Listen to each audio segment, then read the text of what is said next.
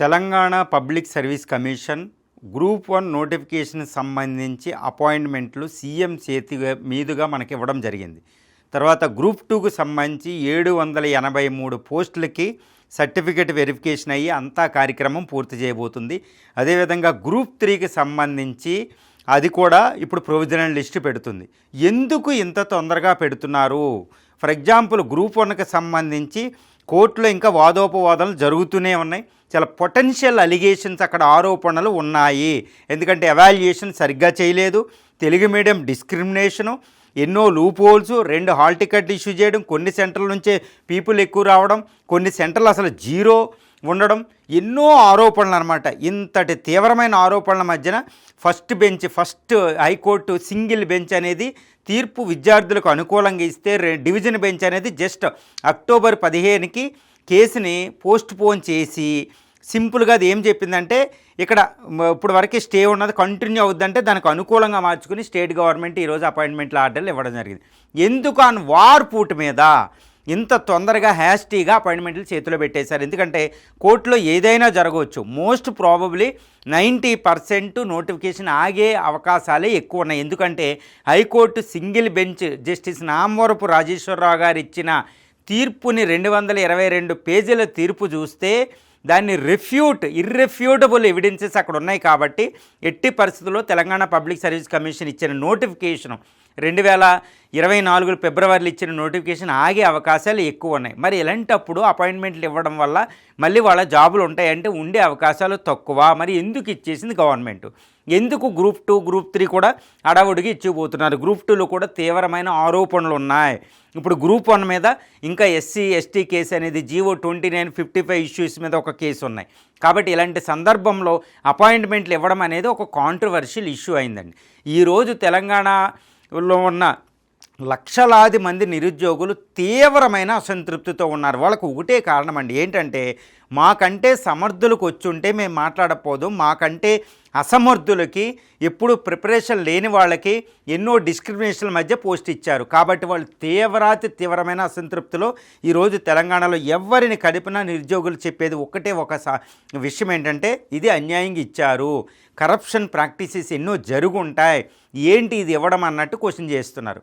మరి ఎందుకు తెలంగాణ గవర్నమెంట్ ఇచ్చేసింది అంటే లోకల్ బాడీ ఎలక్షన్స్ తిరుగు లేకుండా చెప్పవచ్చు. ఈరోజు లోకల్ బాడీ ఎలక్షన్స్ స్థానిక ఎన్నికలకి నోటిఫికేషన్ వస్తుంది. ఈ నోటిఫికేషన్ తొందరలో జరగబోతుంది 5 ఫేజెస్లో. ఇటు గ్రామ పంచాయతీలు, జడ్పీటీసీలు ఇలా ఎన్నికలన్నీ జరగబోతున్నాయి. ఈ ఎన్నికలు అనేది ఒక లిట్మస్ టెస్ట్ అనమాట ఏ గవర్నమెంట్కైనా, గవర్నెన్స్లు చేసే పార్టీకి. ఇప్పుడు కాంగ్రెస్ రేవంత్ రెడ్డి గారికి నాయకత్వానికి ఒక లిట్మస్ టెస్ట్ అనమాట. ఇక్కడ గెలిచి తీరాలి, ఎక్కువ మోతాదులో గెలిచి తీరాలి.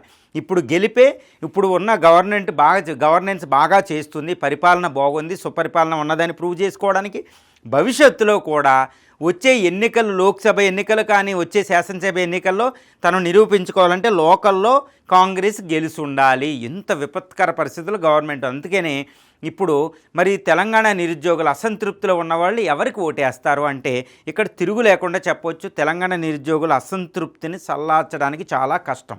ఎందుకంటే గవర్నమెంట్ ఇక్కడ చెప్తుంది మేము వచ్చిన వ్యవధిలో 2 లక్షల ఉద్యోగాలు ఇస్తామన్నది ఇప్పుడు 50,000 ఉద్యోగాలు ఫిల్ చేశాం.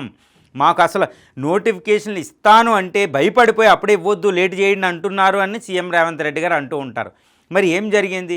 మొన్న అపాయింట్మెంట్లు ఇచ్చేటప్పుడు డిప్యూటీ చీఫ్ మినిస్టర్ గారు బట్టి విక్రమార్క మేము జాబ్ క్యాలెండర్ ఇచ్చాం, జాబ్ క్యాలెండర్ రాలేదు, అసలు అవగాహన ఉందో లేదో తెలియదు.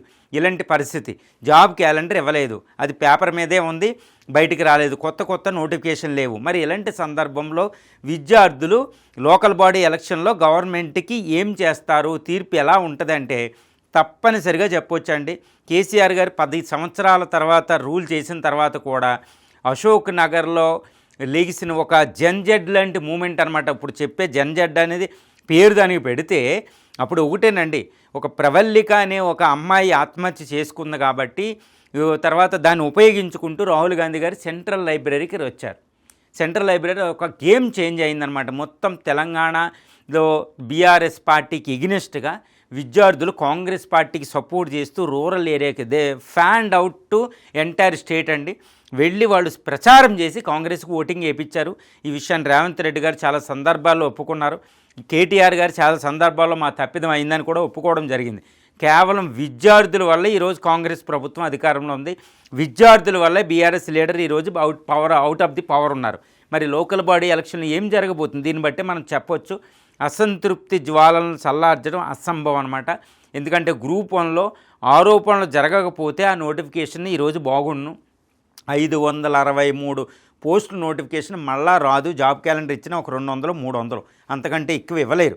ఇప్పుడున్న అసంతృప్తి జ్వాల మధ్య తెలుగు అకాడమీ భయంకరమైన విచక్షణ ఎదుర్కోవడం వల్ల మళ్ళా విద్యార్థులు ప్రిపేర్ అవ్వాలంటే భయపడే పరిస్థితి ఈరోజు తెలంగాణలో నెలకొంది. కాబట్టి తెలంగాణ గవర్నమెంట్ వచ్చే స్థానిక ఎన్నికల్లో రిజల్ట్ ఎలా ఉంది అనేది ఈ తెలంగాణ నిరుద్యోగుల్లో ఉన్న అసంతృప్తిని బట్టి మనమే అసెస్ చేయొచ్చండి. ఇప్పుడైనా రేవంత్ రెడ్డి ప్రభుత్వం మేల్కొని తెలంగాణ పబ్లిక్ సర్వీస్ కమిషన్లో రిఫార్మ్స్ అంటూ ఏదైనా కోర్టులో వచ్చింది చేయకుండా ఉంటూ జాబ్ క్యాలెండర్ ఇస్తూ ముందుకు వెళితే ఏదైనా రిజల్ట్ చేంజ్ అయ్యేటట్టు ఉంది. Otherwise it will shock to the Revanth government కానీ.